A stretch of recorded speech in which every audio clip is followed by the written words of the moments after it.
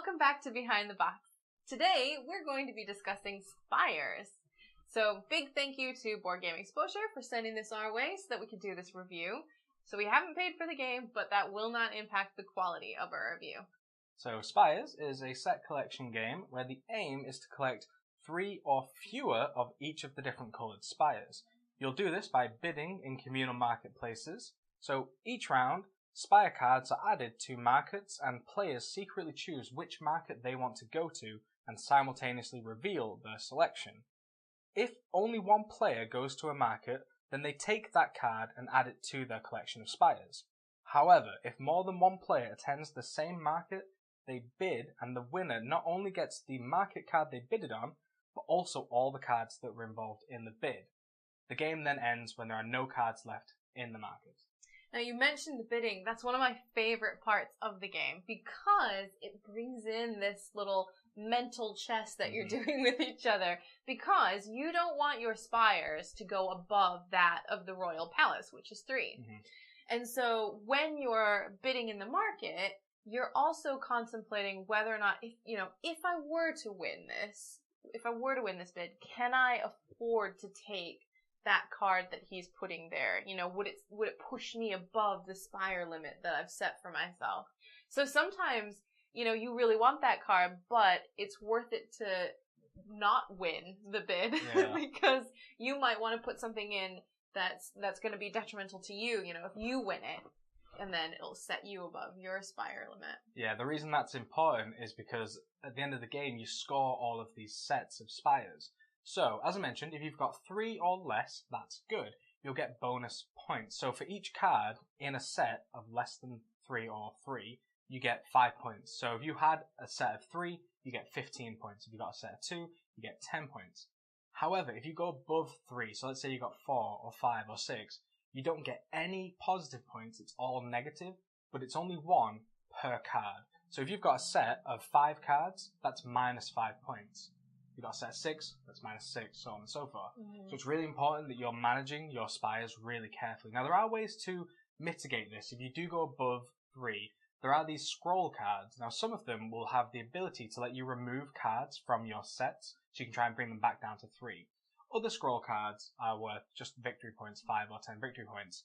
These are really cool because when they get drawn into the market, they aren't the only thing that you bid on. You add them to a pre-existing market that has spires in, so it kind of incentivizes people to go to those locations.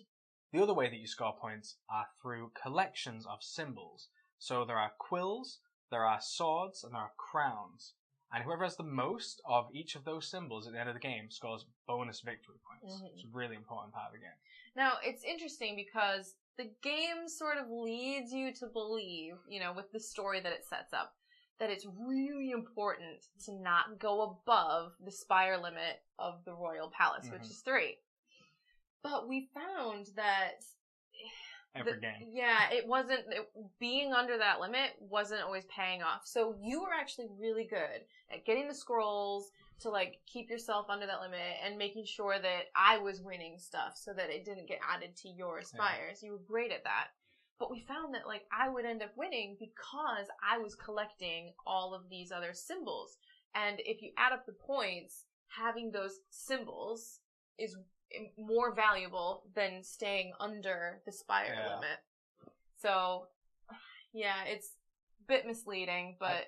I think that, though, was because we were playing with just the 2 of us. That's true, yeah. I think if you had 3 or 4 people, then those symbols that you're also collecting, they get more spread out. That's true, yeah.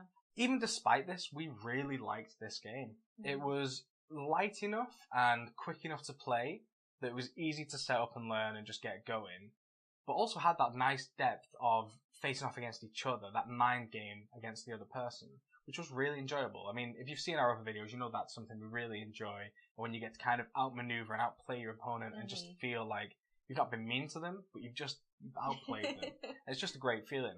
So we really like that. So yeah, the artwork as well, fantastic.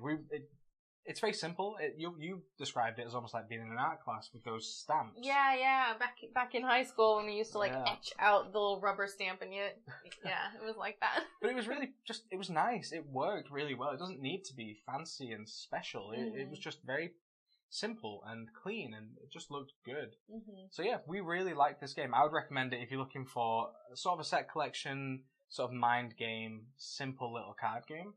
This was really good, and I was worried when I first saw the box. I thought it was really like a dry Euro, but no, it's really nice. It was good. So I'll leave links in the description to this game if you want to check out more information on like Board Game Geek, as well as links to our social media as usual. But until the next one, we'll see you soon. Bye. Yeah. That was a bad one here. That's way better. That was good. It's a shame. Normally it's the other way around.